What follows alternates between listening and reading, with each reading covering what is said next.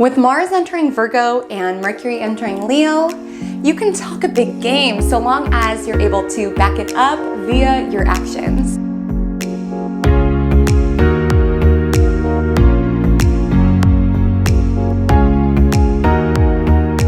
Hi, my name is Comet and welcome to Just Another Magic Monday, particularly your Just Another Magic Monday astrology forecast for the week of July 10th to July 17th, 2023, where we are covering, just as we do every single week here in my Cosmic Corner, what is happening in the cosmos above us and how you will feel these celestial themes and influences within your universe as you navigate your week. And furthermore, beyond just letting you know the astrological weather report, we really strive here on Magic Monday to let you know how you can co-create with this astrological weather. So you know how to prepare for the astrological stormy days, how to take advantage of the astrological sunny days, moving in synchrony with the cosmos in order to live your most magical and your most aligned life. Now, on this week's astro weather, you won't necessarily need an umbrella, but what you will need is horse blinders. And if you don't know what I'm referring to, essentially when horses are racing, they have little blockers to the sides of their eyes so they're not distracted by what the other horses next to them are doing. They're focused on their own race and they're focused on their own lane, being the best that they can possibly be. And that's something that I want you to stay focused on as it comes to navigating this week's astrology, and here's why. So firstly, we have Mercury opposite Pluto, which is a reminder that whatever it is that you focus on expands. So if you siphon your energy by looking side to side around what's this person doing, am I going to be as good of a violinist as that person, checking on your competition, you are leaking out your energy, because Mercury opposite Pluto is obsessive energy. So it's easy to spiral down certain mental loops around jealousy, comparison, paranoia. But Pluto is power. So if you can stay focused, Pluto can make our thinking like a laser beam around that is what I want and I'm going to get it. And this is supported by Mars entering Virgo the same day. Now with Mars in Virgo, we are more motivated to show up for the daily routines that will support our big vision, right? Like when it comes to working towards that goal that you are moving towards, it's not always going to be glamorous. Behind every single grand vision and milestone and win is made up of a lot of pieces of things that are wholly unglamorous. that are wholly annoying, right? Like every single Olympian, every single athlete, like that takes a lot of sacrifice. That takes a lot of discipline. It takes waking up and working on your craft. Every director, every writer, it takes those small efforts, right? It's not always the gold medals and the glitz and the bestseller. It takes showing up. And with the energy of Virgo, it's truly a reminder around if it's not showing up in your day, it's not going to show up in your life. So if you keep saying, okay, I'll start writing tomorrow, I'll start writing tomorrow, I'll start writing tomorrow, how would somebody take one single day of your life and know that's what it is that you're moving towards, right? Like with Mars and Virgo, it's just working the muscle of showing up. So if anybody else has kind of let their routines fall by the wayside as of late, with Mars and Virgo, it's going to be helpful for that. You're going to feel more motivated to want to improve your life via the small practicalities, because let's be real about the transit that we're wrapping up, Mars and Leo. Mars is what it is that we are motivated by. Leo is the heart space. So with Mars and Leo, we were more motivated to do what our heart was in, right? And let's be real. We're not always passionate about doing laundry and about waking up early, about, buying the green juice, whatever it is that you are personally working towards. A lot of it will be glamorous and fun and heart-centered, but there will be components where you will have to exert that discipline or exert that dedication to showing up for the details in order to get to your big picture, which Mars and Virgo will be very helpful for.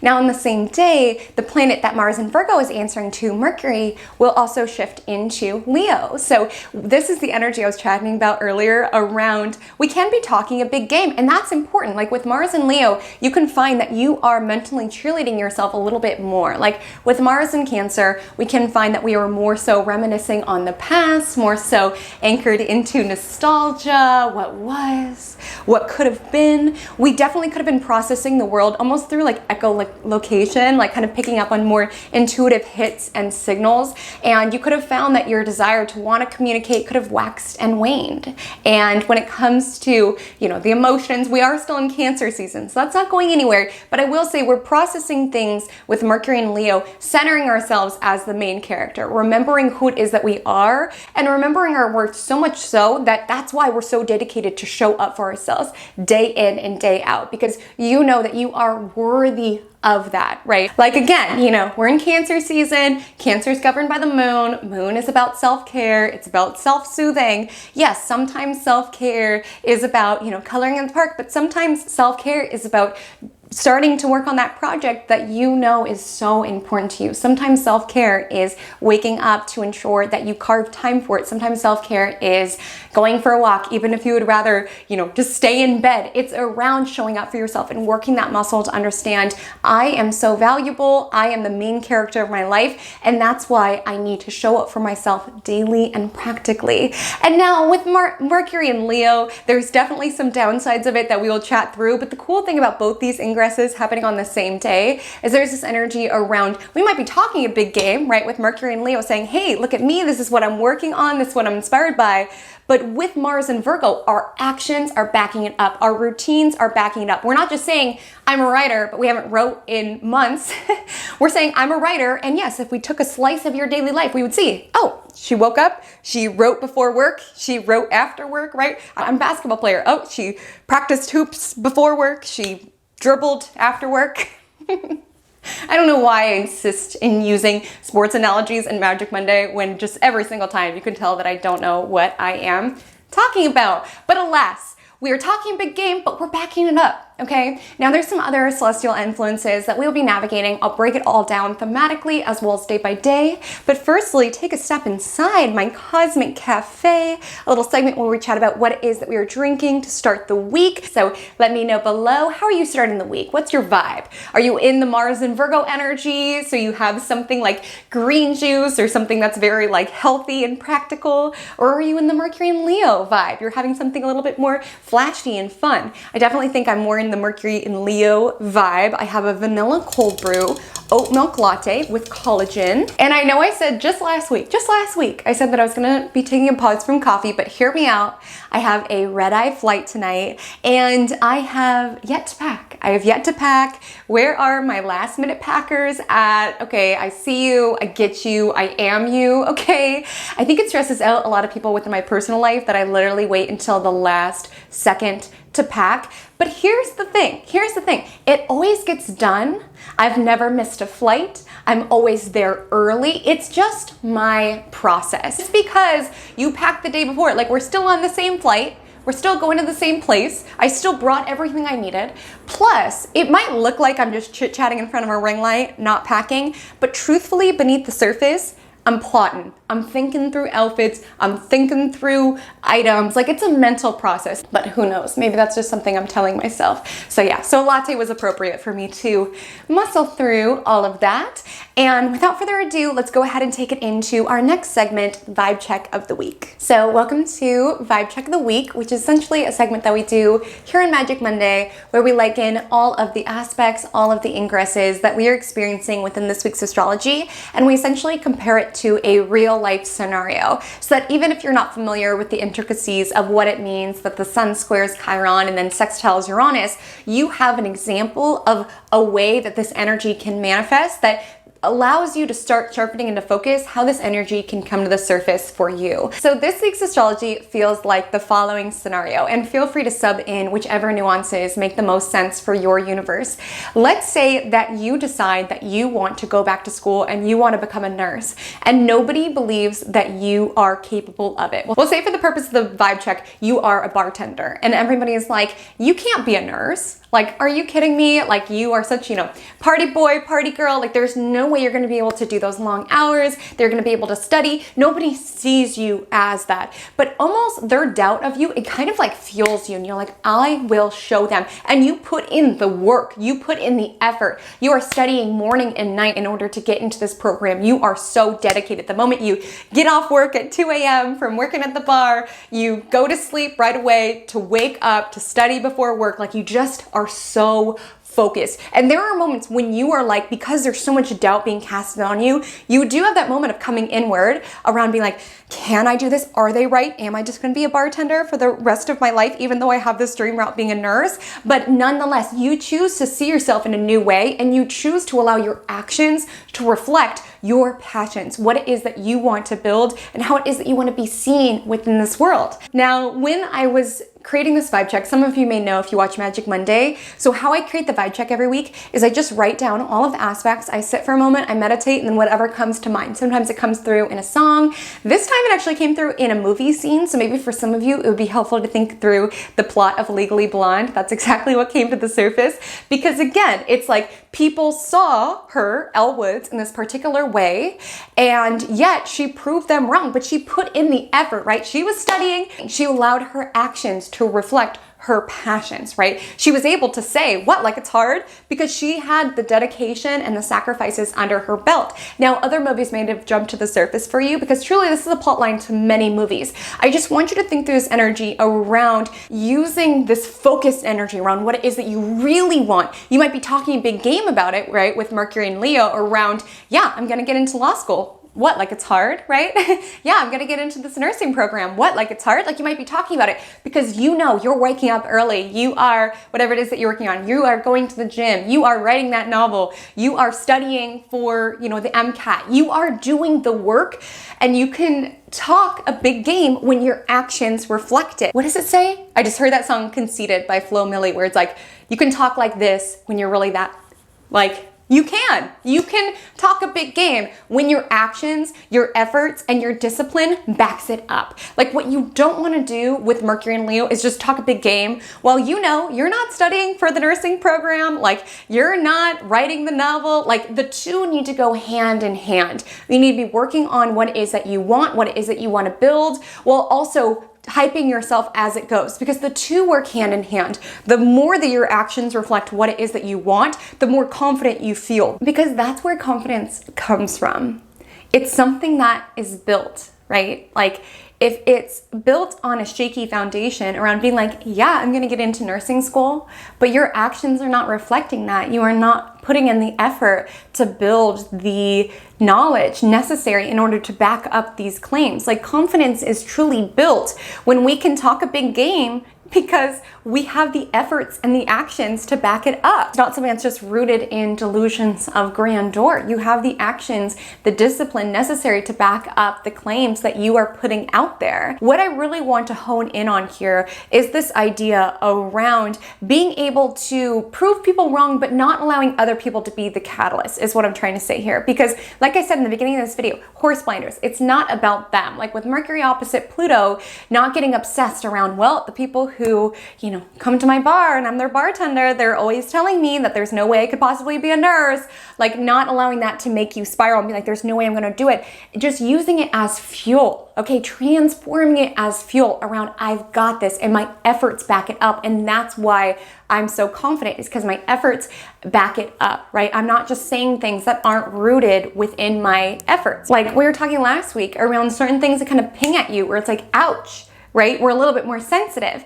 But again, if your actions reflect it, it doesn't matter if somebody says you can't possibly go to nursing school, you can't possibly go to law school, because they don't see you as that, because you're like, well, my daily schedule reflects that of somebody who is going to nursing school, and it's allowing me to shift how I view myself. And that's another theme of this week's astrology, because midweek we do have Sun square Chiron, which is that moment in the vibe check around self-doubt. Can I do this? This vibe check is so similar to so many other movie plots. So beyond just Legally Blonde, also what jumped to mind is like High School Musical or Ice Princess or Stick It. I don't know, all these movies from when I was younger, so I might be like, showing my age, but you might be familiar with a movie like that. But I want you to think of this essence around people don't see me like that, so there is some doubt around me, but I see myself like that, and they will see. It's not allowing them to be the focus. Like I said, horse blinders. It's not about feeding into, well, they don't think I can do it. It's using that as fuel to focus on your own race. There's other horses there, but you don't don't need to stay focused on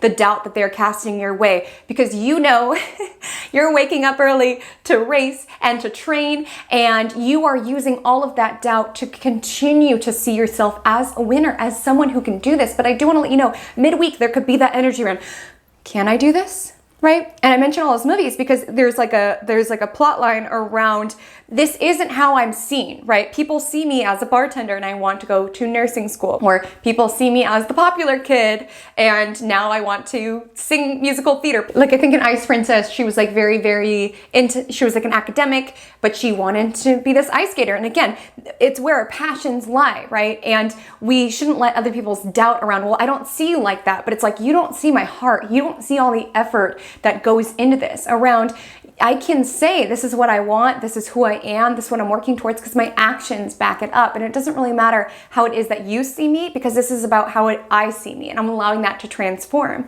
But I do want to let you know, midweek, there could be energy around, can I do this? Can I do this? Like a little bit like an ego crush around, you know, you tried that nursing program once and there's a no, or, you know, the big musical theater audition is at the same time as your basketball audition. You have to choose if you want to be the basketball player or the musical theater person, what have you. There can be a moment where it's like, can I do this? Should I just believe what everybody else says I am? Or should I follow this heart's calling around my potential that I could etch if I continue to focus on my own race, focus on my own lane, and focus on my own goals? Because, you know, Mars may no longer be in Leo, but Venus and Mercury are in Leo. So we are following what our heart is in, and people don't always see our heart. They don't always understand it. They're like, why don't you want to be a bartender forever? You're such a good bartender. We love when you're attending bar, but it's like my heart is just calling for something else. So much so, that's what makes those 5 a.m. alarms worth it. That's what makes these sacrifices worth it, is because of that dream and understanding, as glamorous as the big picture vision is, the reality of making it happen oftentimes is not very glamorous, but it's worth it. But it's worth it. So those are some of the major themes that we'll be working with in this week's astrology. I just want to give a couple of brief announcements. The first being, if you have not downloaded your chapter of the Care and Keeping of Your Birth Chart and Your Soul, you can do so below. On selfcareastrology.com, there should be a pop-up which allows you to put in your sign, and then that chapter will be sent right to you. Or there's an alternate link within the description that you can also utilize. And I got a couple of questions around what is the best sign to put in. Sun sign, rising sign, put in your sun sign is my recommendation for that. And then also, self-care summer is underway. So if you're feeling the soul calling around really wanting to understand not just your astrological chart, but really how to utilize it as the care and keeping guide to your soul, how to activate the potential as foretold within your chart, there are some courses available over on my site, selfcareastrology.com. We're doing open enrollment all summer long, and we'll gather for some group classes as soon as summer is over, most likely September is what I'm thinking now. We'll wait for Venus to station direct before we all align, but there's 2 different courses that you can check out, as well as varying amounts of support. So if you're somebody who likes to kind of do this work on your own, that is an option for you, or there's option for some one-on-one support from me if that's something that you are after. And all timestamps are available below should you want to jump to a particular day, jump back to a particular day. And if I do mention a time zone, it will be PDT. So please adjust to your time zone if you are located elsewhere in the world. And without further ado, let's go ahead and take it into the astrology of Monday, July 10th. On Monday, July 10th, a lot is happening, so let's break it down. So first things first, Mars enters Virgo. So Mars is the planet of action, assertion, and anger. And we will all feel this shift, but especially if you are an Aries rising or Scorpio rising. I do use traditional rulers, so that would make your ruling planet Mars. And you should feel this tonal shift. But all of us will feel a shift in regards to where it is that we are sourcing our motivation. With Mars in Virgo, we are more motivated by handling the little details of our life, because the thing about little details of our life is that it can feel very inconsequential whether or not we brush our teeth before we go to bed. It can feel very inconsequential if we skip our, morning pages one day, or if we don't read the chapter that we said we were going to every single day. But those little decisions snowball. Like those little decisions make up the big tapestry of our life. Like that decision whether or not to brush your teeth or floss. Again, if you settle into that routine, that can lead to dental problems like later in life. If you do not set aside that time to write, that can dictate whether or not that novel finally comes out of you. Like these little decisions that we make every single day, they're really not so little because they make up the big picture of our life. And when it comes to inertia, which is basically like an object not moving stays not moving, an object in motion stays in motion, this is a really lovely transit for creating some inertia, for being like, you know what? I know there's this novel in me. I just need to show up and write every single day, whether or not I'm motivated, so that I just have this new muscle. I just have this new rhythm. I just have this new routine in place where I'm at least showing up and getting some words on the page. Again, this will be different for everybody, but if anybody wants to improve their health, improve their routines, start working on a passion project, with Mars and Virgo, it's really around this energy around committing to the more unglamorous parts of life and how these little details can make up the big picture and really committing to it. Because when it comes to Mars entering Virgo, this is an energy where we are willing to do the work behind the scenes. Like Mercury enters Leo later in the day. So we'll tell people like, hey, I'm writing this novel. Hey, I'm working on my health. But with Mars and Virgo, you can talk like that because you know the efforts that you are putting in and day out. And it takes showing up. And when you're starting anything, it's really challenging. It's really challenging to show up when people don't believe in you, firstly, which is a part of this week's astrology, when you even have moments of not believing in yourself. But you build confidence when you show up consistently. You are honing your craft. You are saying, I am so valuable that I deserve to be healthy. I am so valuable that I deserve to get this novel, this album, this play, whatever it is that you're working on. I deserve to get this out of me. I am so worthy. And it's almost like the two feed one another, because you showing up for your craft every single day feeds your confidence, because you're like, yes, I'm a writer. I write every single day. Yes, I'm a violinist. I practice violin every day. Yes, I'm a YouTuber. I've uploaded every single week, or what have you. And also your craft is fed by your confidence. Around the more that you start to see yourself in this way, the easier it gets to work that muscle, to sit down, write, sit down, go on YouTube, what have you. There is power in consistency. And with the energy of Virgo, no one's saying it's going to be like this overnight thing, but what it is saying is that if you can stay in your own lane, focus on your own goal, and just commit to being the best that you can be, this is when you can make considerable strides towards your goal. It takes that sort of consistency around whether my entire bar believes that I can go to nursing school or whether no one does. Nevertheless, I'm showing up for myself. Whether there's 5 people listening to my podcast or 500, nevertheless, I'm showing up for myself, right? Like, if you build it, they will come, but you need to believe in yourself enough to show up enough to build it. And like, it does get easier. The more you show up for yourself, the more you get in that rhythm where it's like, yeah, I wake up and I study for nursing school because that's what I do every single day. Or like, yeah, I wake up and I write my morning pages. And again, I'm not coming at this from this hustle grind, like every single day, even if you're sick, even if you're not well. Take moments for pause. That's what allows you to get to the finish line. But what I will say is, on average day, I want to see your passions baked in. I want to see something for you outside of what it is that you need to do in the rest of your life, right? For other people, I want to see your passions baked in via your daily efforts. You are your own priority, okay? You are in charge of excavating all of that potential within you. It's your job, it's your responsibility, and it gets easier the more that you go. It's the hardest to get yourself in that rhythm, but once you do, it's just natural. Of course, I do my skincare routine before I go to bed. Of course, I floss. Like, it's just natural for you. You reach for your pen right when you wake up because you're just so used to morning pages.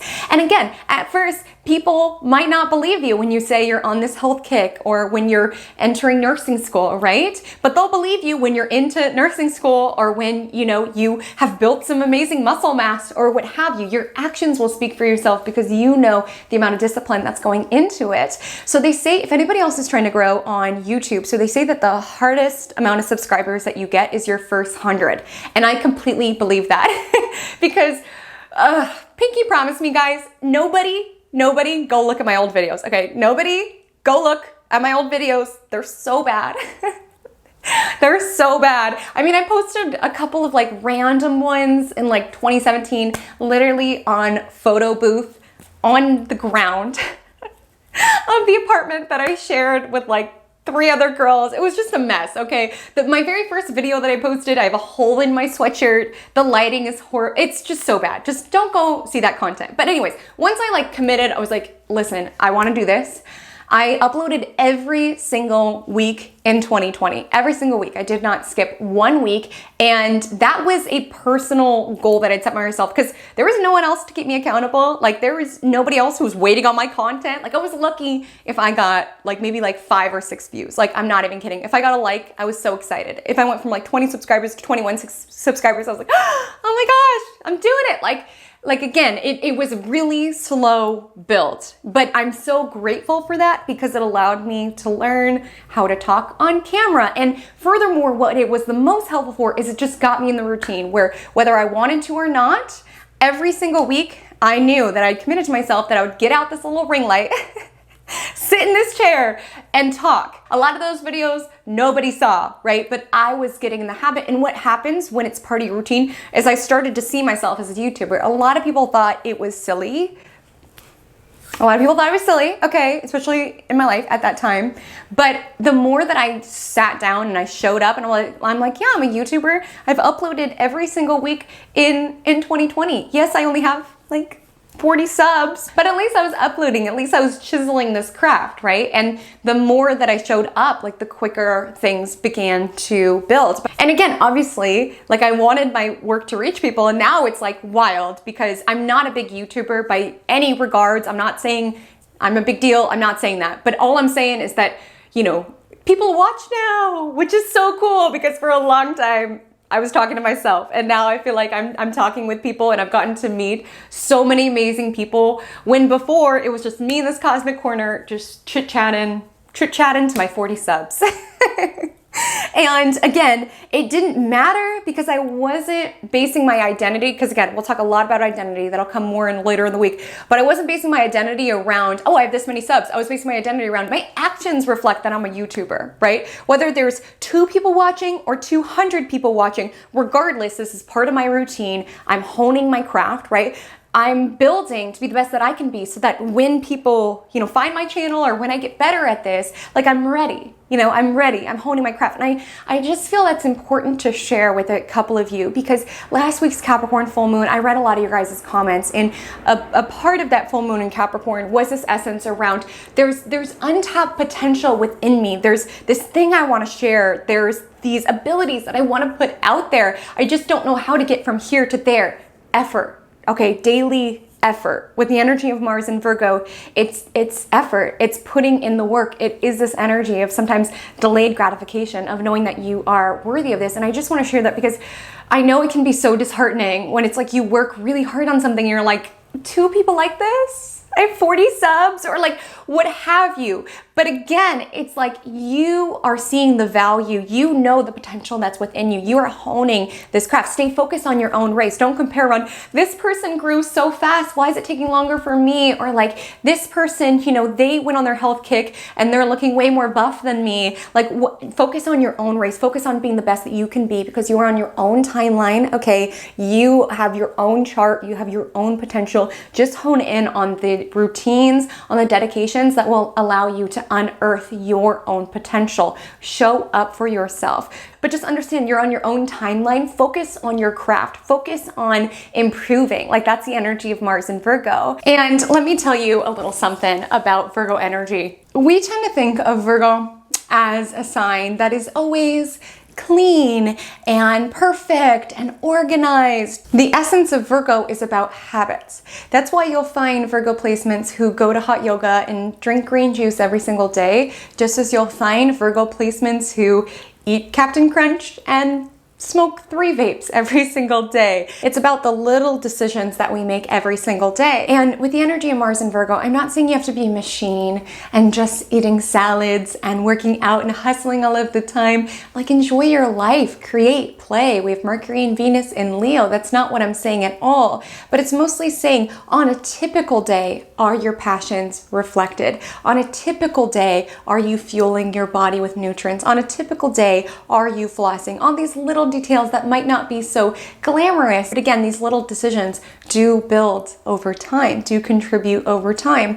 And I don't know if I was making anyone nervous. I had to change out the battery of the camera and my coffee was like this. and I don't know if anyone can notice, but I also have stain remover on my dress because I spilled coffee on myself. So coming from a Virgo placement, I'm not saying all of a sudden, whenever we have Virgo placements that all of a sudden we're clean and organized and perfect, because in all honesty, a lot of Virgo placements are a mess, myself included, right? But what I will say is that there is a spotlight around the ways that we want to improve our life. And this look around, hey, if I keep doing what it is that I've been doing, am I going to be happy with what it is that I'm getting or what it is that I will get? And perhaps drawing a spotlight to it. Other manifestations with Mars and Virgo, we can be more helpful, right? We could be more inclined to want to volunteer, to want to help other people. We can be less inclined to needing our actions to be recognized. Again, a lot of times you kind of have to do the work in the background before you get the applause, and that's more doable with Mars and Virgo. Like with Mars and Leo, we might have been like, I only want to work towards what people will applaud and celebrate me for. But with Mars and Virgo,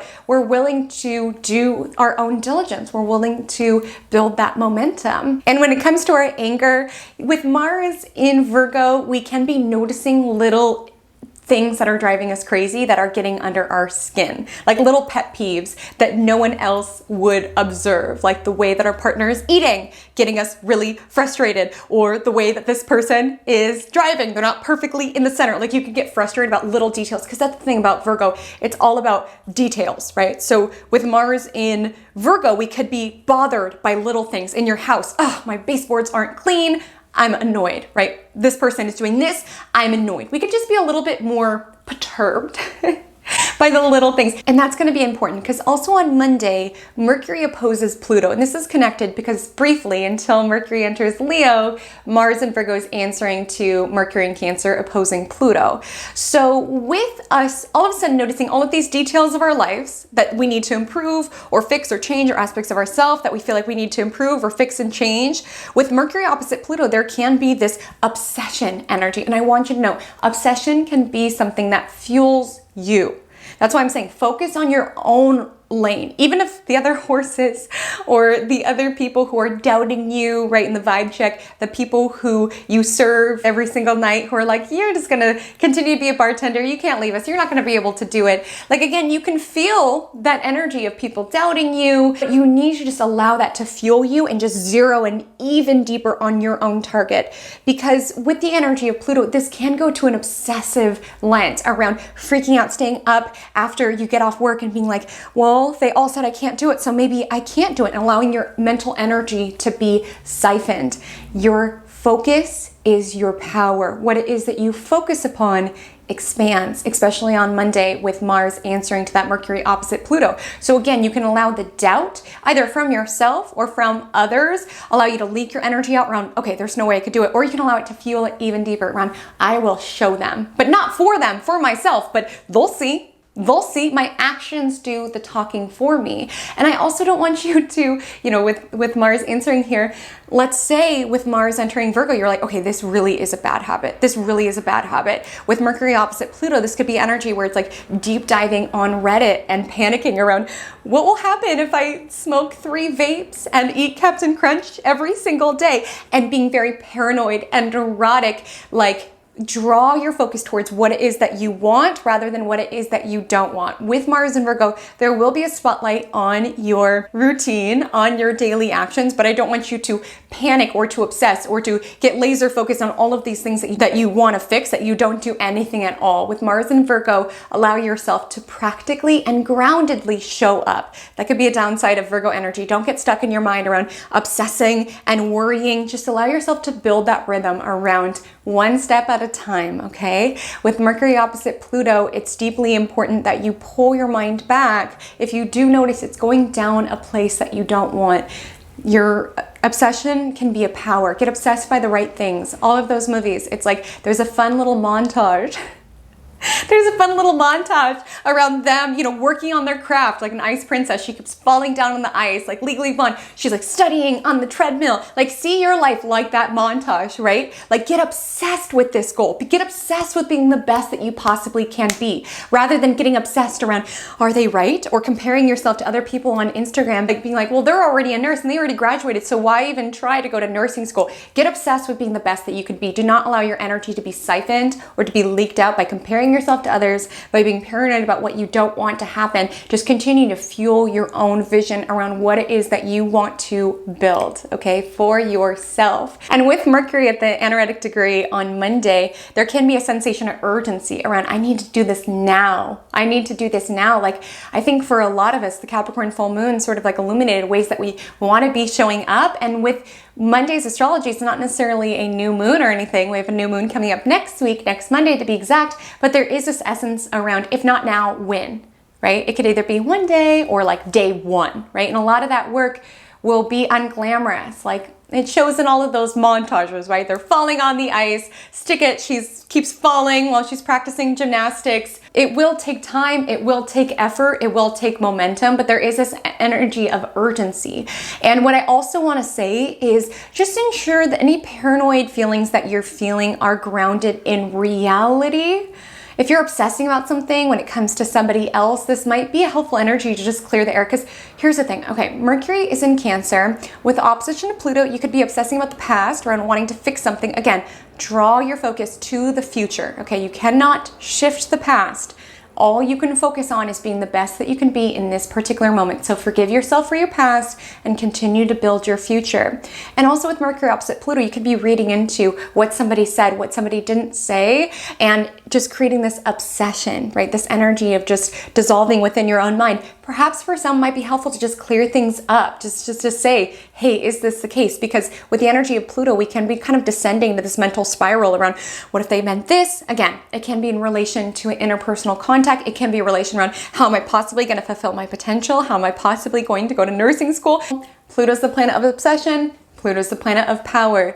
When you take what it is that you're obsessed with and allow it to fuel your goal setting, that's where your power lies. You can also use it to obsess about what you don't want or obsess about the competitions. Just continue to transmute that energy and hone in on your acquired goal, whether that is health, improved relationships, right? Being a better ice skater, what have you. Continue to keep your eye on the prize and move towards it. Bullseye. And that's the thing about being somebody who is more intuitive, which I know a lot of you are, because I've seen a lot of your guys' charts. And sometimes with the energy of Mercury opposite Pluto, you can sort of obsess. Like if you got a dream, like obsessing around, what does this mean? Or like you're feeling a certain vibe. Because again, with Mercury in Cancer, we are more intuitive. So we're like feeling our partner acting in a weird way and we're like obsessing, what could this mean, right? And almost going to almost like spiraling over like, oh, I drew this card, or oh, I heard this thing, or oh, I had this dream. Like I just want to say with Mars and Virgo, ground yourself down. Okay, we have to balance, the intuitive wisdom that we get with what's happening here. Because I will just say, with Mercury opposite Pluto, it's like there could just be this obsessive energy, and at least speaking from my vantage point, it's not helpful for me to receive clear insights, clear downloads when I'm in a more obsessive or fearful energy. It's easier for me to read into things or for me to react from a very emotional or volatile state to the information that's coming through. So with Mercury opposite Pluto, again, you might be picking up on something that's making you panic or worry. Ground down into your present, keep your focus to your future, and maybe revisit what that download or what that dream was trying to tell you at a time that you do feel grounded enough in order to integrate the information. Because with Mercury in Cancer, it comes through in this more responsive energy. We can find we're processing things more emotionally, and with the opposition to Pluto, not very clearly. Like it can be easier for us to allow fear or paranoia or what we really want or what we really don't want to infiltrate and to affect the messages that we're receiving. So I know a lot of you like read tarot, like getting a certain card and almost projecting what it is that you want it to be. Like it's not always the best way to receive intuitive guidance. So I just don't want you to panic on Monday, okay? Just stay calm, deal with what's in front of you, ground down into your present, keep your focus to your future, focus on being the best that you can be here and now. And now with Mercury entering Leo, the focus shifts. So it's less lunar with Mercury in Cancer, so less affected by what it is that we're witnessing and responding to around us, our emotions, nostalgia. With Mercury in Leo, it's almost this energy around remembering who we are. Like with Mercury answering to the Sun, we remember who we are and we want to tell the world about it. This is a very storyteller energy. So with Mercury in Leo, you could be seeing yourself as the main character of your story. One of my dear, dear mentors, he sees his life as a movie. Like he always says, I gotta give them something interesting to watch, right? And maybe those little efforts that you do every single day aren't the most interesting, right? But maybe you can see it as a montage, right? Like maybe you can see you getting up and going to the gym as part of your little like montage sequence, right? Of being the best that you can be. Like I just think with Mercury and Leo, you could be centering yourself within your own story, wanting to speak about who it is that you are, wanting to process the world more creatively, it feels like, for a lot of people. I will say the downside of this is that it can be harder to see things outside of our own ego. With Mercury and Leo, we could be talking more than we are listening, or feel very personally attached to our own opinions or anything of that nature. But what I will say is that it's affecting our mental space to be a little bit more sunny, to be a little bit more confident. Like again, you could talk a big game to others, but talk a big game to yourself as well. Hype yourself up. That's what makes getting up and going to the gym, or, you know, writing that play or directing that short, whatever it is that you're working on, that's what makes it sustainable, is when you are genuinely pep talking yourself and hyping yourself up. And maybe you tell other people, yeah, I'm doing this thing. Yeah, I'm a great writer, what have you. But again, your efforts back it up and your inner self-talk backs it up. So that's what's helpful about that transit. So from a lunar perspective, so the moon will be in Aries, trining Venus in the morning time around 9:34 a.m., which can make our day start where we're wanting to eat something delicious, we're wanting to look beautiful, we're wanting to connect, we're wanting to be our own person, right? To thine own self be true, with the energy of Aries moon trining Venus. So we might be dressing up in the ways that feel good for us. Like I said, stay focused on your own race. What are the clothes that make you feel good? You don't need to worry about what aesthetics other people are doing. Focus on the clothes, on the self that makes you feel the best.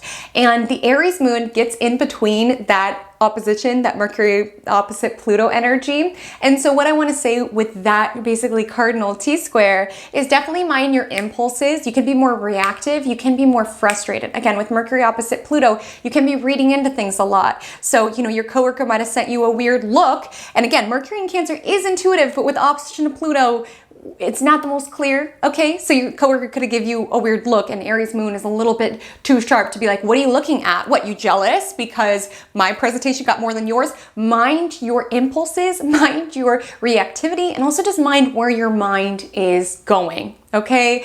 I'm not saying you have to be cautious of every single thought. Okay, good thought, bad thought. But if you're noticing at work with Mercury opposite Pluto, you're just like, oh, I should be further than I am right now. I should have built this years ago. Or like, these habits should be together by now. Like again, you cannot change the past. You have the power in this present moment to integrate the shifts that you want to make and to build this positive momentum. So there can, when it comes to T-square, you could just be feeling frustrated, you could be feeling stuck, and with Mercury opposite Pluto, thinking about what could have been, or what should be, or what they're doing. Focus. Win your own race. Focus on your own lane. The vibe should chill out that evening. The moon enters Taurus at 4:55.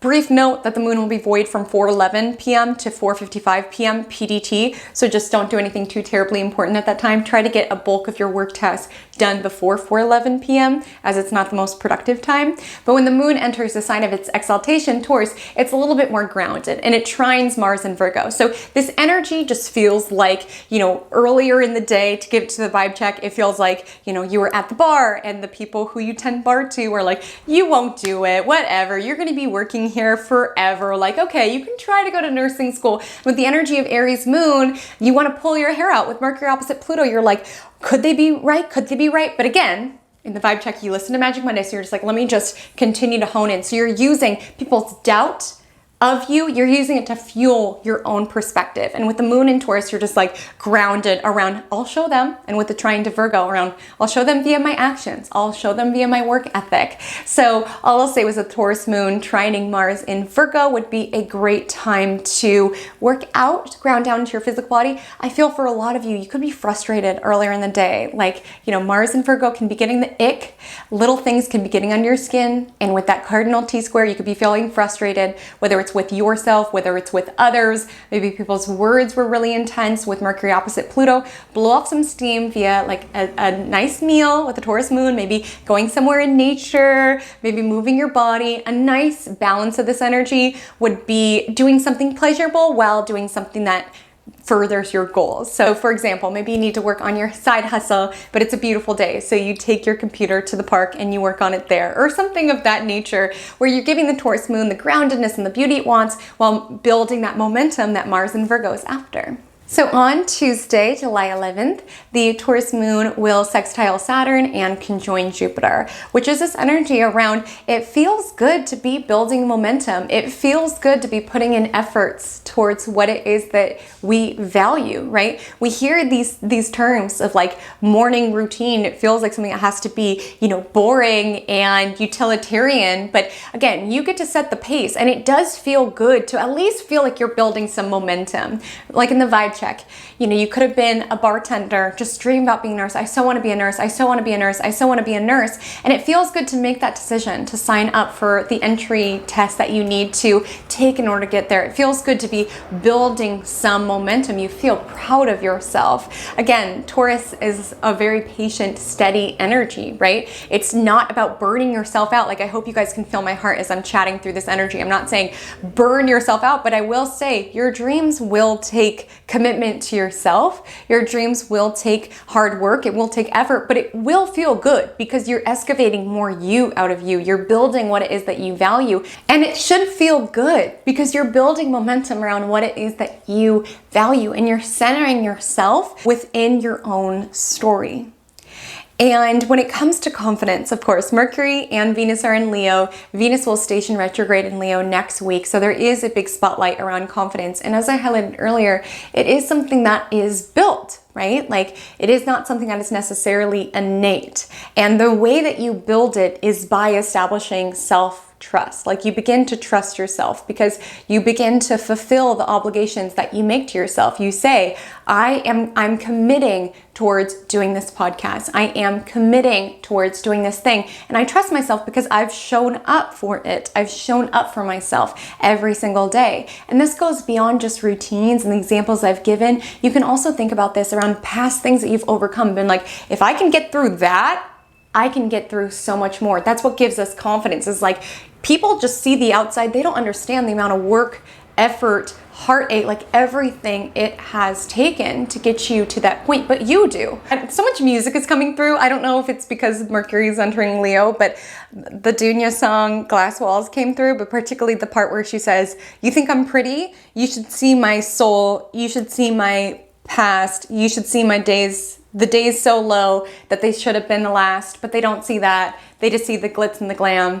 Damn. Like, that's the energy with Mercury in Leo. Is it's like, obviously it's easy for everybody to cheer when you win the race, when you create something that's a success, when you make the best-selling novel or anything, but they didn't see the efforts that you're putting in now around having to show up for that routine, as well as like just moving through challenging things within our life. But we establish trust within ourselves when we reminisce on what it is that we've already moved through, which we talked about a lot last week, as well as challenges that you've overcome. That's why a lot of consultations, when I'm chatting with people, I'll recommend something like running a half marathon or going to, a silent meditation thing. And it's like less so about the actual thing, but it's what happens when you set your mind to a goal and you do it.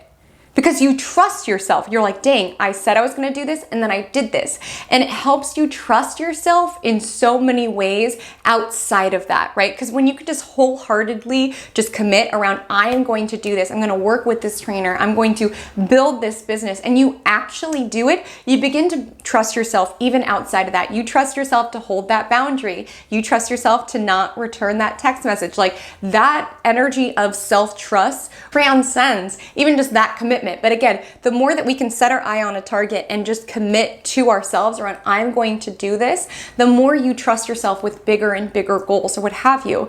Now, the essence of Tuesday is that with the moon meeting up with Jupiter, it should feel good to move towards what it is that you're moving towards, right? It should feel good to build some momentum because you've literally transmuted something that was holding over your head, tending bar, thinking about, I want to be a nurse, I want to be a nurse, to like, dang, I'm doing this. I have some positive momentum here. I'm doing this. I trust myself to get up at 5 a.m. because I did the day before. And I'm telling you, that's what builds confidence. That's when you're able to hold yourself, high and know who it is that you are, because your actions back it up, because you have the past experiences that back it up, because you know who it is that you are and what it is that you want, okay? And so I can't remember where I read this comment, but I just feel it's coming through right now that it's important for one person to hear. A lot of you guys are very multi-passionate. Like there's a lot of different things that you want to build. So you might be like listening to this like, Haley Comet, I don't know what to do with this Mars and Virgo energy. I don't know how I'm meant to, be a songwriter and crochet and like do all these things. With this energy of this week, it's just about committing, trying things. It's okay to pivot. I'm not saying everything needs to work out, but again, build some positive momentum, right? Take what it is that you're thinking about the most with Mercury and Leo, what it is that you daydream about the most, right? What your heart is truly in, and match it with actions, match it with practical actions. Maybe you can make a commitment around, okay, I'm gonna write songs every Tuesday, right? And I'm gonna crochet every Thursday, but at least you're taking actions. Get out of your mental space, because again, with Mercury opposite Pluto, our mental space can be feeling a little bit more obsessive earlier in the week, but the more that you can transmute that obsessive energy to action around, rather than obsessing that I lost my chance as a songwriter, I'm just gonna write some songs, right? Like I just want you to ground down what it is that you think about with actions. Maybe you'll try some crochet and realize, hey, actually more of my heart is in songwriting, but at least you're building some effort. You're creating some momentum forward. The more that you set commitments for yourself and your actions reflect it, the more confident you feel. On Tuesday, there's a feel-good essence, right? I do want you to activate that sextile to Saturn, okay, by working towards what it is that you want slowly and steadily. With the conjunction to Jupiter, this can be energy around feeling good that you're making things happen, but it can be an energy around excess, excess shopping, excessive eating. We just could be in the mood to say yes to life, and nothing's wrong with that. Like I said with Mars and Virgo, enjoy life. I'm not saying you just need to eat green juice, or rather eat salad and drink green juice. Live, have fun, but on a typical day, I want to see your big picture. What is the most important to you? What it is that you truly value? I want to see that in some way reflected, right? And also on Tuesday, focus can be a problem. Sometimes that happens when the moon meets up with Jupiter, is that we're excited about traveling that we want to do with the Taurus moon. We could be online shopping while we're at work. We could be in the mood for new experiences. So this would be helpful at work if you want to handle big picture planning stuff, as well as kind of zooming out to look at the big picture of what it is that you're working on, ensuring that your priorities are structured and such. I do want to let you know, Tuesday's astrology is pretty good lunar-wise, but I do want to let you know that the sun will square Chiron the next day at 5:04, so we will likely feel this build. So there can be certain ouches as it relates to our ego. This will quicken as we get into Wednesday. I'm going to spend time Wednesday talking about it, but I do want to let you know there could be certain experiences on Tuesday where there's just a little ouch to your ego, whether you hurt your own feelings by being like, can I possibly be a nurse? Could I possibly make this happen? Or somebody doubts you, right? Somebody hurts your feelings around, you're not a nurse, you're not a YouTuber, right? So on Wednesday, the 12th, the sun squares Chiron. So as I talked about, this can be energy around feeling insecure, right? Feeling insecure, feeling uncertain of ourselves and our ability. Maybe you made this commitment to yourself. You're like, I am going to commit towards walking 5 miles a day. I'm going to commit towards practicing my song once a day, whatever your goal is. Perhaps you made a commitment, right? With Mars and Virgo around, I'm going to work towards this. I'm going to allow my efforts to reflect the improvement that I want to see within my daily life. This is the essence of self-doubt, and particularly self-doubt around feeling arrested by the past. This is similar to the energy that we navigated last week with Mercury in Cancer, because of course, Cancer sun dictates roots and the past. This is the energy around, I can't be a nurse because of perhaps the roots that I have, the family that I come from. I can't be a nurse because of my past. I flunked chemistry. Like all of these reasons that we start to doubt ourselves. And like I was chatting about last week, there can be external events that by a surface level shouldn't hurt our feelings, but because it's something that we're sensitive about, we can take it to heart. Okay, so you could just be feeling more sensitive on Wednesday and have these raw nerves tingled, where like one of the people that you're tending bar for could just be like, oh, you're gonna be a nurse, like I don't know if you can do that. But it just brings you back to an older story within you around, I'm dumb, I can't do this. It brings you back to failing chemistry in 7th grade and just feeling so dumb and so stupid. Like again, they didn't mean it like that, but because it triggered a sensitive part of you, you reacted as such. Last week, we talked a lot about our mental processing. And so definitely check out last week's Magic Monday if you didn't listen.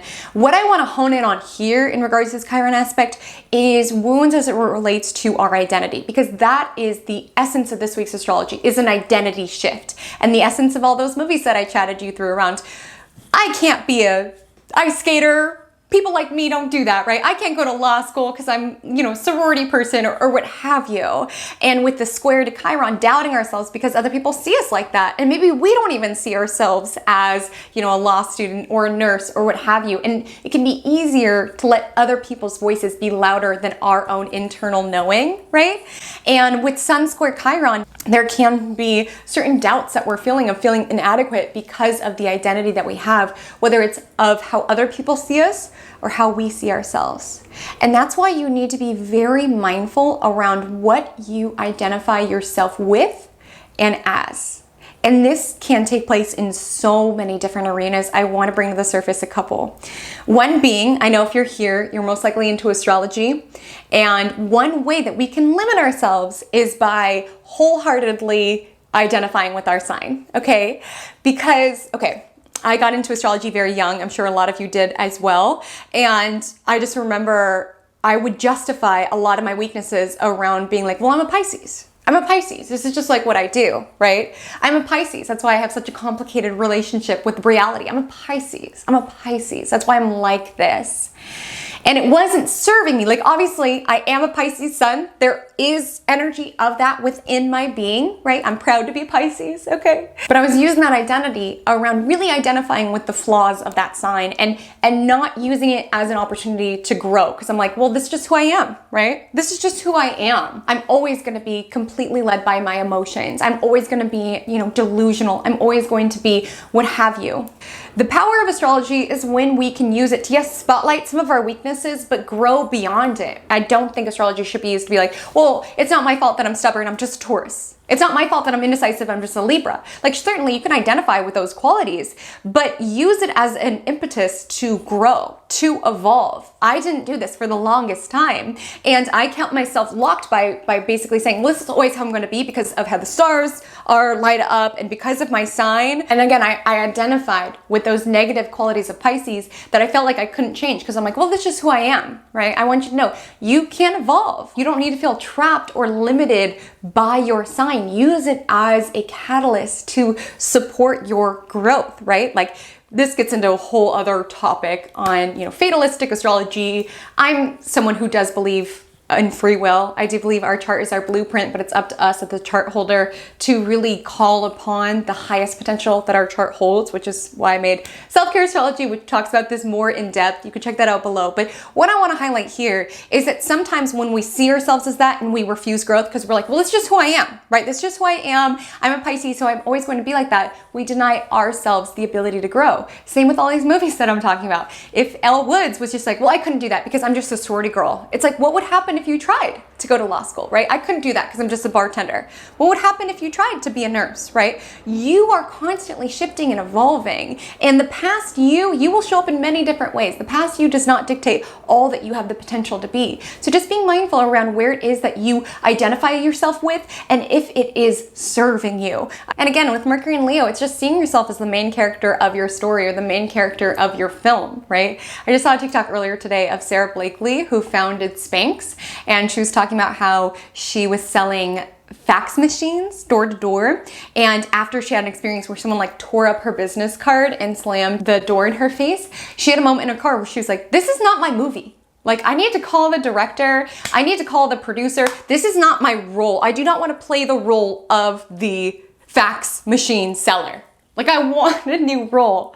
I want a new role. This is not for me. And then obviously she went on to create Spanx. And the way that she's ran her company is amazing. I deeply recommend looking her up. She gave everybody on her staff, I think $5,000 and 2 first-class tickets to anywhere that they wanted to go to, which I think is the coolest sort of entrepreneurs, is people who, yes, create amazing things, but use it to benefit the people who helped them create that dream. I think that is the coolest. But anyways, sometimes we have that moment where it's like, okay, the identity that I've crafted, this isn't serving me any longer. I do not want to sell fax machines any longer. And when we get into later in the week with Sun sextile Uranus, there's this opportunity to see yourselves in a new way. She had to see herself as entrepreneur. You as the bartender in the vibe check had to see yourself as a nurse. You had to realize, this is not my movie. This is not my role. I don't want to play the role of the bartender any longer. So all I want to say, question how you identify yourself and if it is serving you. Questioning if you like the movie that you're in, if you like the role that you've been playing, right? And with the square to Chiron, there just could be this energy around, I don't like this role, I don't like this identity, or this energy of doubt around what it is that you're feeling into. Could I do it? Could the girl who failed chemistry in 7th grade be a nurse? Yes. Could the person who is selling fax machines go on to make this like multi-million-dollar company? Yes. I want you to be able, when you're navigating challenging circumstances, understand it's temporary and try not to identify yourself with it too much. Okay, see a person who is going through challenges. Do not see those challenges as being fundamentally part of your identity. That separation can be so powerful for you to understand. I am not a failure. I just failed at selling this fax machine and this is temporary, right? Because the paradigm shift is this. You may be moving through something challenging, but I want you to know your current circumstances do not dictate who it is that you are. That's the paradigm shift. Because Sarah Blakely could have seen herself as, I am a fax machine seller. And like, yes, she was, but it's about viewing yourself around, I am working as a fax machine seller, but this is not all that I am, right? You might be moving through something challenging, but when you see yourself as a person moving through something that is challenging versus someone who is challenged, that is so powerful because it's understanding the current circumstances are not all that you are and all that you will be. You can see yourself as someone who is, healing without seeing yourself as somebody who is fundamentally wounded or a victim. You can see yourself as a strong, empowered person who is moving through something challenging that is making you feel more raw and vulnerable. It's different than viewing yourself as a victim to your circumstances. You can see yourself as a bartender, or you could see yourself as a future nurse who is currently bartending in order to build her dream.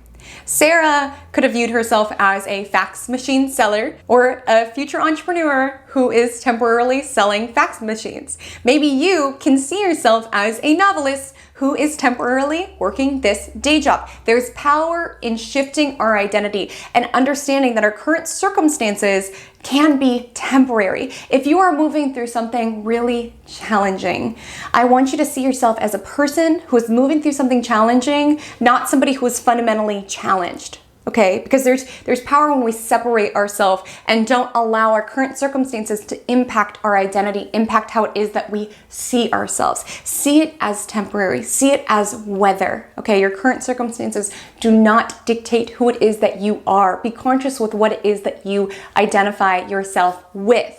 You are a person moving through challenging circumstances. You are a person maybe working a job that you're not crazy about, or you are a person having an experience that is not ideal, but it is not all that you are, and it is not all that you will be. So yes, Wednesday will have some energy around some ego punches, around, wow, this person doesn't think I could do it. This person doesn't think I could be a nurse, or maybe I don't know if I can do this, right? There can be certain circumstances that cut back around, oh my gosh, am I cut out to do this? I have something to add to. But again, just see yourself as a person who is allowing these emotions or these stories of doubt to come to the surface. You're not identifying with them, okay? Just see it like weather. See it like a cloud. Here comes the Chiron cloud telling me that I'm not good enough, that I'm a failure, and there it goes. I'm not going to allow that gray cloud to settle over my head. I'm not going to personalize myself with it. I'm not going to identify myself with these feelings of doubt, with these stories of doubt, what have you. And I don't know if you can hear, but my neighbor's playing piano right now. And I've lived here for a long time, and every time they play piano, it makes me so happy.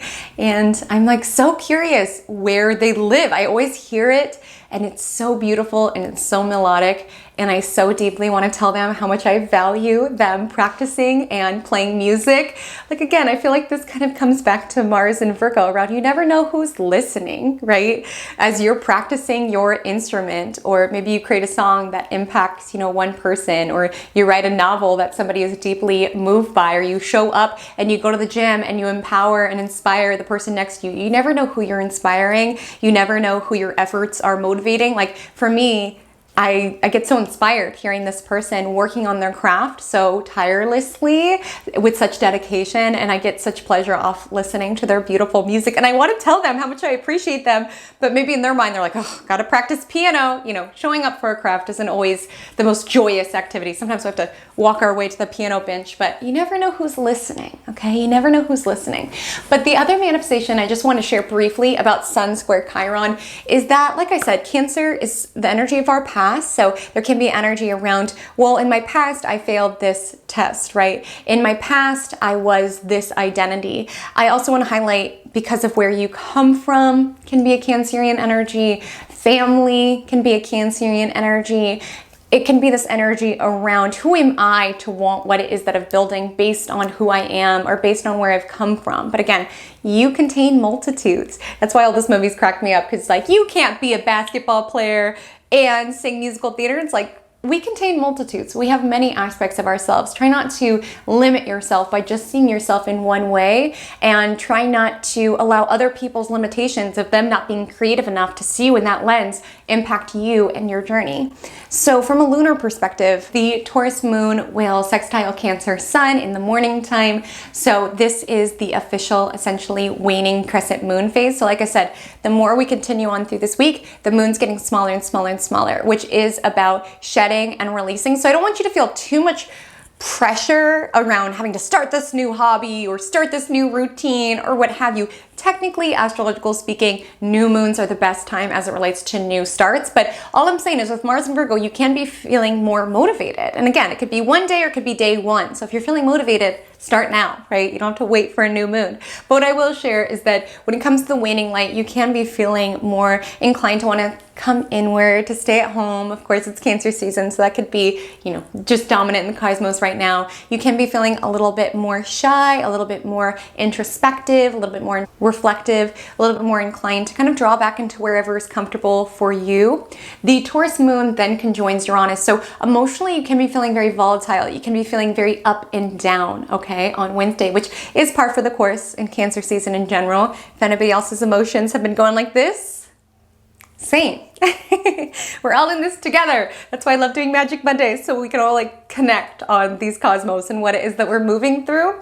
I also want to say, with the Taurus moon squaring Venus in Leo, definitely Tuesday and Wednesday, watch the impulses. We all know Taurus moon could be a little bougie, okay? And with the conjunction to Jupiter, we're feeling very optimistic, spending money being like, I'll make it back. And with the square to Venus being like, well, I need all of the pair of shoes. I can't just pick one. We're more inclined and motivated by pleasure. We're more inclined by things that feel good. So on Wednesday, you might not be too inclined to handle mundane tasks. Even with Mars and Virgo, Taurus conjunct Uranus can just make us feel restless and jumpy, and with a square to Venus, we want to be anywhere but here, as well as just at happy hour or with our lover. We can be less inclined when it comes to the mundane aspects of life. That evening, though, the Taurus moon will sextile Neptune and then trine Pluto. So should be dreamy, curl up with a good movie, listen to some lovely music, do something that indulges the senses while inspires the spirit, because like I said, it's the waning crescent moon phase now. So you can be getting a lot of downloads. Cancer is a very intuitive energy, right? It's very, very intuitive.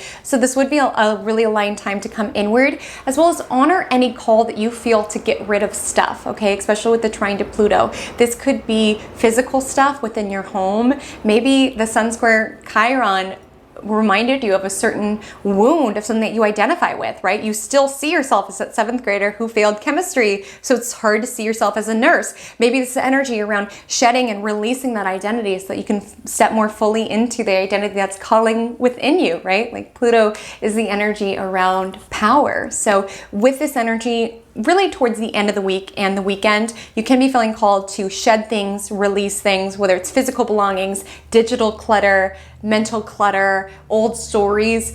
Chiron energy, I always liken it to a scalpel. Very on brand with the nurse energy, although I don't think nurses use scalpels. But, you know, scalpels, they dig stuff up, right?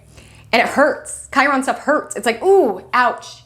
Ooh, ouch. How could I want this if this is who I am, or this is where I come from, or this is how people see me? It hurts. It spotlights certain parts within us that are a little bit raw, that are a little bit more vulnerable, but it's for the purpose of healing it, right? It's for the purpose of making you aware that there is this story within you, right? There's this radio station within you for the purpose of alchemizing it. So Wednesday night would be a great self-care night. Great self-care night. Pull some cards, have a nice bath. If you feel called to release things, or even just like sit in meditation, just reflect what you're ready to let go of during this dark moon phase. And then the moon will be void at 11:11 p.m., closing aspect the Taurus moon trine Pluto in Capricorn. On Thursday, the 13th, the moon will enter Gemini at 12:26 a.m. And with the moon in Gemini, the focus is around learning, is on connecting. As I highlighted, we are currently in the dark moon phase, so you may not be feeling particularly apt around communicating and networking. You may follow your instincts. It's Cancer season after all. But with the Gemini moon, it will activate this loose mutable T-square this week. So whereas cardinal T-square was kind of this energy, so cardinal energy is all about starting. It's about initiating, right? So with the cardinal T-square on Monday, it was around feeling impulsive, around wanting to start something, right? And with a mutable T-square, it's around feeling all over the place. And with the Gemini moon kind of activating this loose opposition that's building to exact next week of Mars opposite Saturn, there can be this energy around feeling like there's so much to fix or to do that we couldn't possibly do it all. Let me bring this energy to the surface. What it reminds me of is when I'm cleaning my house and I start cleaning one thing and then I notice, oh my gosh, I need to organize this. And then I'm like, oh my gosh, I need to do this. And you're doing all of these little things and kind of just like flitting from thing to thing. Like for me, you know, I am doing this video to avoid packing. And it's almost like you start packing these shirts and then you're like, wait, but I have to fix my toiletries. And it's like you're not really making progress because your energy is so scattered. And like I said, with Mars and Virgo, we're noticing all the things that are wrong. Okay, that's why Virgo can be a very neurotic energy, because it's like, oh, gotta clean that, oh, gotta organize that, gotta do that. But we're feeling very stuck. Like with the Gemini moon, it's like, I'm interested in so many things, but I have such limited energy to do it. Or maybe you're so multi-passionate, but you're like, but when it comes time to actually work on something, I feel so drained, I feel stuck, I feel limited by my circumstances. I want you to know, see them as circumstances. They are not defined by who it is that you are. This is not all that you will be. It's just current circumstances that you are moving through. The more that you can see what it is that you're moving through as something separate from you, the better. Okay, start to see your identity as, I am an entrepreneur, but I'm just working this job in the interim. I am a future wife, but right now I'm just intentionally healing and focusing on my solitude. Like I am this lawsuit, whatever it is, I am this, and my current situation is just my circumstances, okay? It is not me. And just with this energy, the mutable T-square, distraction can be an issue. You can be really in your head. You know, Gemini moon, they have all those thoughts, okay? And with the Gemini moon squaring Saturn, it's like all of these thoughts and feeling very stuck. Maybe it's like having so many ideas, you don't know how to make them happen, or just feeling very distracted, so it's hard to gain progress. It's like you started cleaning the kitchen, but now you notice that your living room's a mess, so you're cleaning that. You meant to start packing your shoes, and now you're like, our energy is just scattered, okay? And we're not able to make any progress in any sort of way. So you can be feeling kind of frustrated on Thursday. Focus can be a challenge. This could just be energy at work where it's like you're trying to do something, but you get a chat, and then now you're distracted here and you're talking to your coworker. There's just a lot of chatter. You could get a headache. That's how I feel a lot of Gemini as the focal point T-squares. You could get a headache, like overthinking central. I will say there is a nice energy between the Gemini moon and its ruler, which is Mercury and Leo. So again, with the Gemini moon answering to Mercury and Leo, it can be helpful to write a list okay, to prioritize what it is that you want, as well as, you could just be feeling emotionally stuck or limited or being hard on yourself with the Gemini moon squaring Saturn. Definitely mind your impulses with Gemini moon squaring Mars in Virgo. The thing about Gemini and Virgo placements is that they're very witty. They're very quick with it. And with Mars and Virgo, we're noticing all these little details about people that can make them easier to roast. But just because you have something witty and funny to say doesn't mean that you should necessarily say it. Like, again, we could be a little quicker with our language and not understand the ramifications that it can have. So take a moment, take a deep breath. And the other word of advice that I would give on Thursday is give yourself a pep talk. Like if you're so flustered trying to do all the things, if lists don't work for you, maybe this is taking a moment to just give yourself a pep talk around, okay, you're gonna pack and then you're gonna do this, like it's pep talking yourself within. Maybe it's helpful for you to chat with a friend around, okay, I'm gonna do this, or ask a friend to keep you accountable. Like again, breaking it down into words, into logic, into something linear might be helpful because your thoughts can just feel all over the place. Your efforts just can feel limited with the square to Saturn, whether it's you can't stay focused enough to get there, or you're like, is this idea even worth it? Can I even do this? Again, like we were talking about last week, the work is half here, but it's half here, okay? And your mind might be playing tricks on you on Thursday, trying to cast your mind with doubt, okay? You can feel the doubt and do it anyway. You can feel the doubt and do it anyway. Randomly, I just feel like it's important to tell one person, Gemini moon sextiling Mercury in Leo around 9:40 a.m. would be nice for a presentation. Like I said, Mercury and Leo, it's very much storyteller. We could definitely communicate with flair right now. With Gemini moon communicating with wit and intelligence, and with Mercury and Leo communicating with flair. So this honestly would be a great time for a presentation, but don't overthink after. It was what it was. What came through was meant to come through. It just feels like you can be feeling an analysis paralysis around, oh, I should have said this, I should have done this. You said what it was that you said. You can't take it back. I'm sure it was powerful so long as you're present and you communicate with heart. That's all that matters. When we're in that overthinking state, we don't always see things too clearly. It's not always so helpful. So just allow things to be how they were and keep your eye towards what it is that you need to handle now, how it is that you want to set up yourself for the future. On Friday, July 14th, so the Cancer Sun will sextile Uranus and Taurus. So this is the identity shift that I talked about around seeing yourself in the ways that are helpful for you and questioning the ways that you've identified yourself and if they are serving you.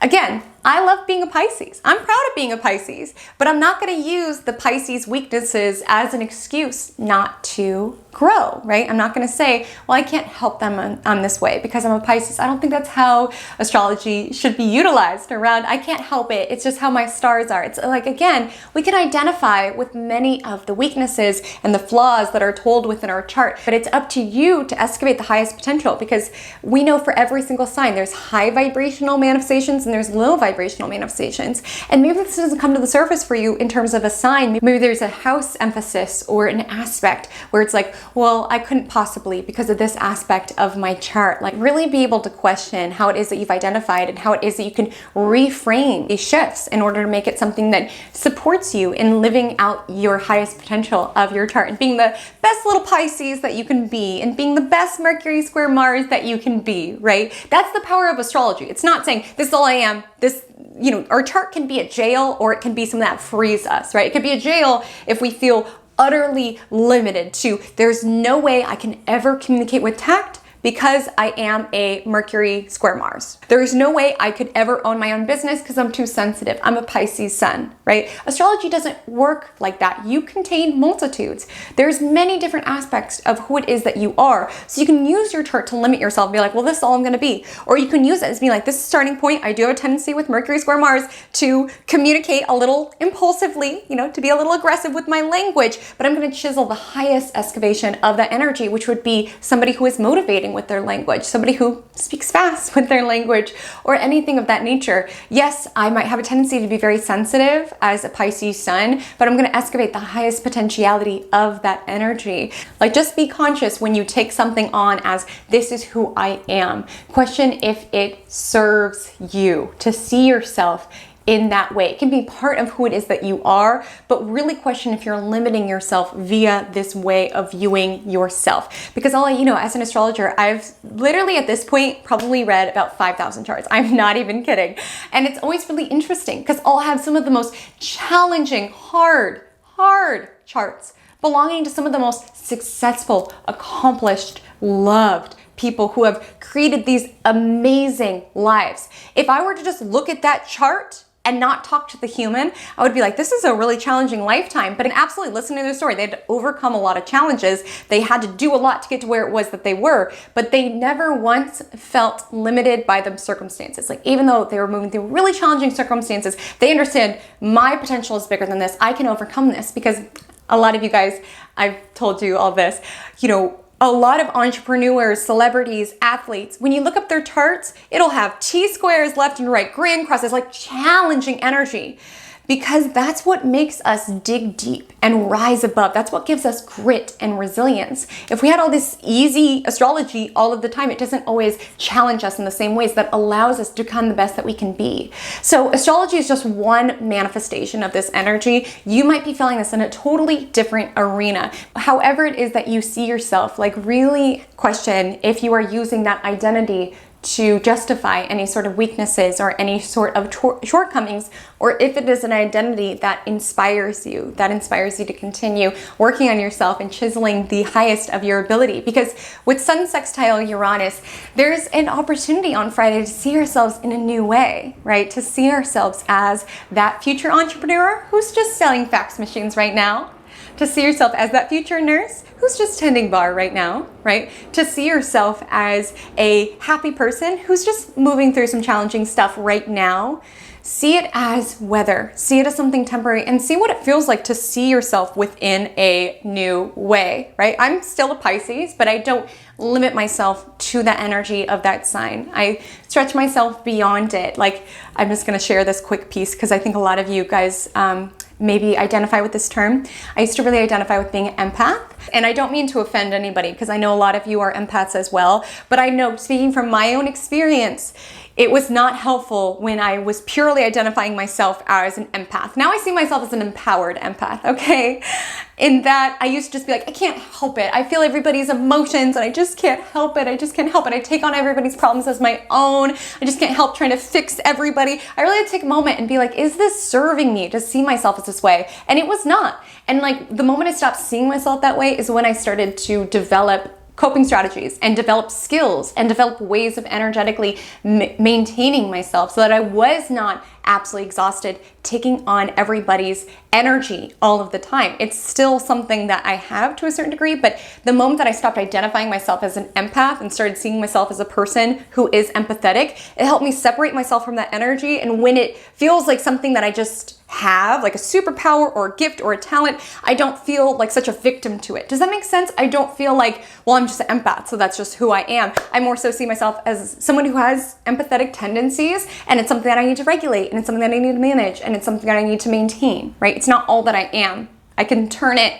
at this point in my life, luckily, thank goodness, because it was exhausting. So I do feel for you if you're in that space, but I'm able to turn it on and off, or at least chisel it or regulate it a little bit more. So all I ask on Friday is allow a contemplation of the identities that you've taken upon, if they're serving you. It's a waning moon weekend, so you are empowered to let something go. If there's an identity where it's like, okay, this carried me to this point, but I don't want to see myself as this any longer. I'm ready to step into a new identity, because Uranus is the energy of newness. Also, Gemini moon sextiles Chiron in Aries. So there's something powerful about words. There's something powerful about language, right? About the language that we use to describe ourselves. Maybe this is giving yourself healing affirmations or giving yourself brain food that supports how it is that you see yourself, right? Look at your media consumption. Look at the people that you listen to. Look at the people that you follow on social media. And I just want to highlight, this might be a line to go through your following, go look at the media you consume, and really question if it supports this way of viewing yourself. To give an example, this would be like Sarah Blakely, right? If you looked at her Instagram account and she was just following fax machine accounts, right? Fax machine influencers. I mean, not a thing. That's a little dated. For our vibe check, that would be if, you know, the bartender who wants to be a nurse, if the only media she consumed, the only podcast she listened to was all about, bartender chat. Again, you can listen to things that do have that energy of resonance, but also pepper it in with nurse chat, nurse podcast. Sorry, I don't really not familiar with that niche, but I'm sure it exists, right?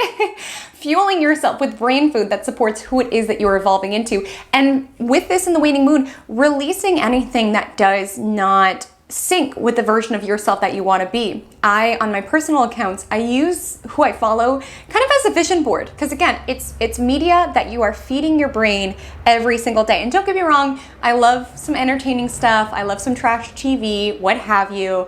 It's fine. I'm not saying we have to be purest, perfect souls, even with Mars and Virgo. I'm certainly not saying that. But I use it as a vision board, and then I make sure to follow people who I am inspired by, right? Who maybe there's certain resonance to who I am now, but are also aspirational for who it is that I'm evolving into. So I have that to feed into my brain, because again, who it is that we follow, the media that we consume, podcasts that we listen to, it could be a reflector around the energy that we're currently containing, or it could be something that we are reaching for, right? Something that we're inspiring by. Like they always say, if you are the smartest person in the room, if you are the most accomplished person in the room, you're in the wrong room. So oftentimes when it comes to this media landscape, like also think about the podcast that you listen to. Like, is it more so resonant around where it is that you are now? Or does it give you something to be inspired by, or something that is aspirational? And for some people, maybe this would be an energy around cutting out. If there are certain social media accounts where it's like, it doesn't give you happy, inspired vibes. It more so you get jealous. You're like, why don't I have what they have? Or there's just people who sort of bring weird energy into your life. Like, mute them. Unfollow that. Like, it's a waning moon week. Like, really contemplate, is this supporting my soul? That'll be a key theme of the Cancer new moon. With the Gemini moon, either healing affirmations, healing energy involved in who it is that you are listening to, what content you're consuming on social media or otherwise. There is power in words, okay? What it is that you focus on expands. So give your brain some positive energy that affirms who it is that you're evolving into and the lens by which you want to be seen within. So on Saturday the 15th, just like last Saturday, we have a harsh Neptune aspect that starts our Saturday morning. So all I'm saying is that our Saturday morning could start off on a very sleepy, kind of like otherworldly note. The Gemini moon sextiles Venus and then squares Neptune at 5:35 a.m. PST. So we're more inclined towards pleasure. You could want to be like kind of lazing in bed, just kind of like idly dreaming about what could be, right? Lost in thought. And the moon will be void until it enters Cancer at 10:13, which is the sign of the forthcoming new moon, which will be on Monday. Fingers crossed, I'm hopeful I'm able to get the Cancer new moon forecast up for you all. We shall see, but that is my intention. I'm hoping either Wednesday or Thursday, so look out for that. And the Cancer moon will sextile Mars in Virgo. And I feel it important to share this idea of self-care. Like, it is, Cancer season is about nurturing and emotions, and self-care can be, bubble baths and eating chocolate and staying in bed, certainly. But sometimes self-care is loving ourselves so much to show up for ourselves, to show up for our potential, right? To show up for all that we can be. And with the Cancer moon sextile Mars in Virgo, it's really seeing the efforts that we're making to improve our life from this purpose of nourishing ourselves, right? Like, my intention every time I work out, like every time I get to my mat, like I just say, like, let me celebrate my body. Let me celebrate my body and all that it can do. It's less so about punishing myself around, oh, you ate all that cake. Like, whatever, I enjoyed the cake. It's fine. It's fine. It's more so around, let me just celebrate my body. And even if I eat something healthy, I'm like, let me nourish my body. It's less so about deprivation. The way we frame things matters. The way we frame things matters. And I want you to see these efforts that you are making to improve your life as an act of self-care. I want you to see you practicing piano every single week or studying nursing. It's not always fun necessarily, but you are showing up for yourself in a way that transcends just bubble baths and chocolate. You are showing up for yourself in terms of taking the actions to improve your life, which sometimes it's hard. It's hard to do the right thing to improve your life. It's hard to stop vaping. I literally think a lot of you guys, I'd love to hear if there's a bad habit you're trying to cut out. For a lot of you, I feel the bad habit is bad self-talk, okay? Or identifying with something that's not serving you. But I would love to hear if you're cutting out a bad habit, I'm cheerleading you. But I just think, it's hard. It's hard to change. It's hard to identify a way that we viewed ourselves or certain behaviors that we've had as something that is toxic. It's hard, right? It's a decision that you have to make every single day. You have to choose yourself every single day. You have to choose your potential. You have to choose your health. And it's like every single day, it does get a smidge easier. It gets a smidge easier. It gets a smidge easier. But it's hard. If we just went by what would feel good in that moment, right? We would be smoking 3 vapes and eating Captain Crunch every single day. But that's not genuine self-care. It's not caring for the body that you have. It's not caring for the potential that you have. You might rather stay in bed rather than work on piano or practice nursing, but it's not caring for the talent that you have. No one is going to live out your dreams except for you.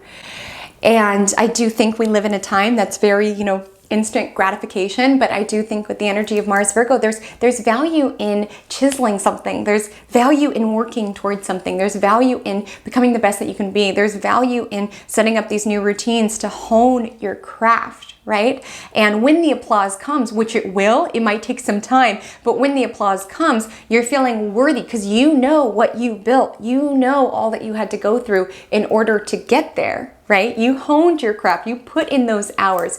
And that's the essence of Mars and Virgo, Mercury and Leo, is that Mercury and Leo might be talking a big game. We have the efforts to back it up, right? We have the self-trust to back it up. We have the discipline to back it up. And like Flo Milli said, you can talk this way, is that the line? You can talk this way when you are that, okay? Your efforts show that. Your discipline shows that. Your cutting out of your bad habits show that. Hold yourself accountably. And the more you hold yourself in that regard and start to see yourself as, I am not a vapor, I'm just a person who is vaping, and I'm gonna divorce that from my identity so I can leave that in the rear view mirror, right? I am not limited to this identity, to this version of seeing myself, if this is a habit that I no longer want to carry with me into my future, okay? And you begin to hold yourself to that regard around, with Mercury and Leo. Leo is the regal archetype, king or queen. It's like, I'm a king or queen, right? I deserve to work on my talent. I deserve to have my lungs pretty and pink. I deserve to wait for a relationship that really sees and honors my value and work towards being the best that I could be so I'm ready when that person comes into my life. Like I think Mars and Virgo, it's very much about doing our work in the background, okay? The accolades, the applause, the manifestation might come later, but again, we're working towards it. If any of my tarot peeps, this is like giving me, I'm seeing the card 8 of Pentacles in my mind. It's just like working, it's chiseling towards something. The 10 of Pentacles is on the way, right? The culmination, right, of what it is that you've worked towards. But with this chiseling energy, it's honing, it's focused, right? Focusing on being the best that you can be in winning your own race. The Cancer moon will sextile Mars and Virgo, which yes, is this energy to want to improve our lives. Another great house cleaning day, honestly, getting rid of stuff, getting rid of clothes or what have you. Maybe that's how you're questioning your identity. You're going through clothes and be like, does this represent the way that I want to hold myself, the way that I want to see myself, and like kind of shedding whatever doesn't. And then that evening, the Taurus moon trines Saturn in Pisces. So again, there's a grounded approach to our self-care. We're wanting to nurture ourselves, but nurture ourselves in a way that supports our becoming. Because like I said, that's not always bubble baths and chocolate. It can be sometimes, but sometimes it's setting boundaries. Sometimes it's having hard conversations. Sometimes it's saying no to going out with your friends so you can work on your passion project, so that you can work on your dream. And then on Sunday is a very Sunday fun day. So maybe on Saturday, you kind of take that Cancer moon, sextile Mars, trine Saturn energy and use it to kind of build and refine your craft. Saturday is Saturn's day. So I typically put a lot of like my annoying weekend tasks, like cleaning, laundry, maintenance, whatever. I put that on Saturday so that I can play Sunday. And that's like kind of reflected in this week's astrology, because the Cancer moon will sextile Jupiter in Taurus, which is expansive. It is fun. Again, it's a waning crescent moon. So you might be having fun and expanding within the confines of your own home. That's okay. Connect to source energy. Do what gives you meaning. Follow what gives you meaning. And that is our week, my loves. So the Magic Monday mantra of the week is, I identify with my ambitions. We talked a lot this week on the power of identity, around how it is that we see ourselves. Last week, we talked at length around how it is that we process the world, right? How it is that we talk to ourselves. This is how we see ourselves within this world. You can see yourself as that 7th grader who failed chemistry. You can see yourself as that bartender. And just to be clear, I'm not saying anything's wrong with bartending. I'm just more so saying bartending when you know there's a different passion bubbling within you, right? You can see yourself through these lenses. And when you see yourself as this, you really identify with that role that you're playing in the movie. But like I said with Sarah Blakely's example around, this is the wrong movie, cut, where's the director, where's the producer, I need a new role, right? Like, you need to question your role that you're playing and question if it's serving you. If you're playing the role of something where you're like, I don't know if this is serving me. I don't know if it's helpful for me to see myself through this lens, right? And you know what? I'm gonna call myself out here because I have to go pack now. And I started this video saying I'm a last minute packer. And again, I'm identifying with that. But maybe I'm just a person who has a tendency to last minute pack. And maybe next time I can aim to be more prepared, more ahead of schedule. Feel free to set cut. Like, you can change roles. You can, I'm not saying it'll be easy with Mars and Virgo. It might take a lot of work to, go back to school, to build a new pathway, to go through this breakup, whatever it is that you're considering shifting within your world. It might take work, but I want you to feel empowered as the main character of your story, Mercury and Leo, right? You can yell cut. You can ask for a new role. If this is not serving you, if you're like, I did not want to play the role of the martyr who's always having to go and run and help my cousin. Like, I don't want this role. Say cut. Choose a new role as someone who's empowered and sets boundaries. Maybe that's a new role that you're playing in the movie of your life. Like, yell cut. This is not your film. This is not your script. And the cool thing about being a human is that you get to decide that. You get to decide that. And I know people do feel differently about astrology. And of course, I welcome all sorts of different astrology. I just like to share the frame of reference and what my study was based around. Some people do believe your chart is your chart and that's all that you will be and you cannot change fate. I am of a different belief in that. I do believe that our chart does foretell certain strengths and challenges that we will be destined to overcome. But I do think the moment that we're like, oh, it's just fate, so what's the point of even trying, is the moment that we resign our own power of the situation. Like, I want you to feel empowered when I give you this horoscope. I don't want you to feel limited by it. When I give you birth chart readings, I don't want you to feel limited around this is all that I'm be. I want you to see this as a blueprint, and I want you to know that you are the chart holder, you are the captain of your ship, you're the master of your fate. You can take the astrology and use it to edge out your own personal potential. And if you are in a movie that you don't want to be in, if you're playing a role that you do not want to play, I want you to feel empowered to be like, cut, recast, reshoot, new scenery. You have that power as a soul. Okay, and it all starts with starting to see yourself as that new role around what it is that you're building rather than who it is that you've been. So that is our week, my loves. The emoji of the week is going to be the little movie, I don't even know what that's called, this thing. This emoji. Comment it below if you did make it to the end. If you're on your desktop and you don't have access to emojis, just use the word movie within a sentence. Let me know that you made it to the end. You guys are troopers, because one thing about this Gemini midheaven is that it knows how to talk. There's just a lot of words, and I have to go pack now. But fear not, because in the background, I'm plotting and planning all of my outfits, everything that I'm going to bring. And on that note, I am traveling. I'm staying with different people and I just don't know what the vibe will be. Like, if their homes will be, suitable for filming. I also don't want to kill the vibe by being like, sorry guys, let me set up my ring light and, do my videos. I'm bringing my equipment, so I will absolutely film if I'm in a place where I'm able to, but we're going to leave it open-ended just in case. I don't want to inconvenience anyone when they're opening up their home to me. So I'll be gone for a couple of weeks. So you might see me in a different scenery. I'm so sorry if I'm out of the cosmic corner and you're attached to the cosmic corner. I'm so sorry. You might see me pop up in a cosmic loft, okay? So the scenery could be changing, but the intention and the magic will not. So sending you all so much love. Until we meet again, drink lots of water and stay cosmic.